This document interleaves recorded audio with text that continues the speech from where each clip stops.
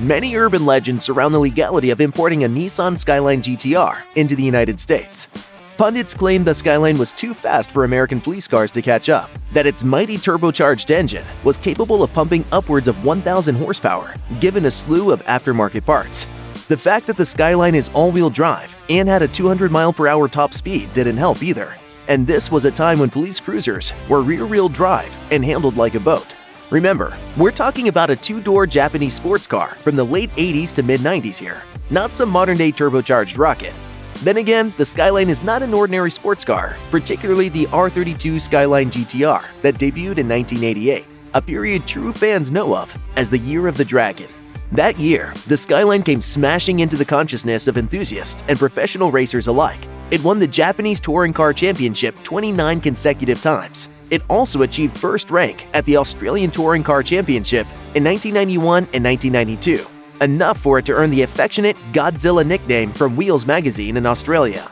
In addition, who could forget Paul Walker's Skyline R34 power sliding its way to victory in Too Fast, Too Furious?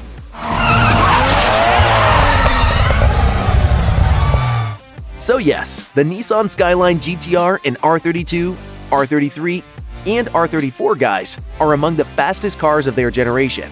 But despite the myths, the speed, potent acceleration, and the fact that Skyline GT-Rs are right-hand drive are not the real reason why they were illegal to import into the USA. The simple answer is Nissan did not intend to sell the Skyline GT-R to Uncle Sam, and that means some things we take for granted on American new car lots simply weren't factored into Godzilla.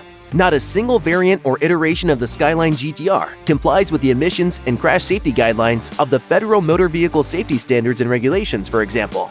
Government regulations played a significant role in the Nissan ban as well, and it all started in the aftermath of World War II. Did you know the U.S. gray market began when American soldiers stationed overseas brought home their European cars after the war?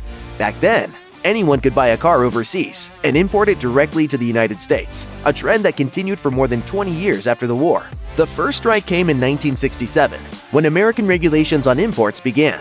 Enough drivers were bypassing the official import channels to make foreign automakers cry foul, and the result was a clampdown on the gray market.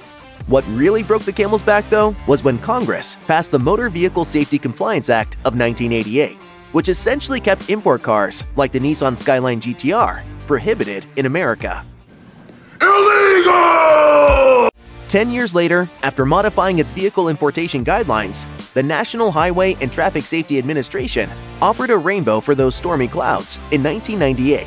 The new regulations granted immunity to import vehicles over 25 years of age. For instance, the R32 Skyline GT-R became legal to import in 2014. The updated guidelines also mean you can now legally import a Skyline GT-R, provided you sought the services of a registered importer, or RI.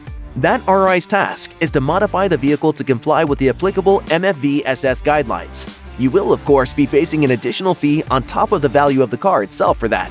At this point, you might be wondering, just how much does it actually cost to import a Nissan Skyline and make it road legal in the USA? There's no other way of putting it. You'll need a fat bank account to make your Too Fast, Too Furious dreams a reality.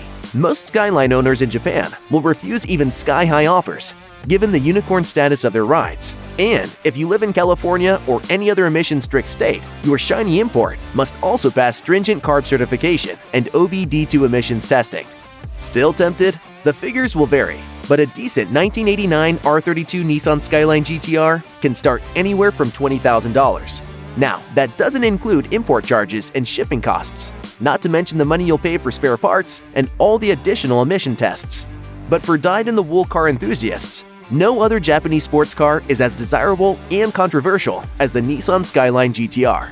Paying upwards of $80,000 may even be worth it for a right-hand drive super sports car with serious heritage halo, not to mention the bragging rights you'll have over your buddies driving their Nissan Fairlady Z or Mazda Miata. Once the most unobtainable Japanese exotica, the Skyline need no longer be a stranger to American roads. You just have to really, really want one.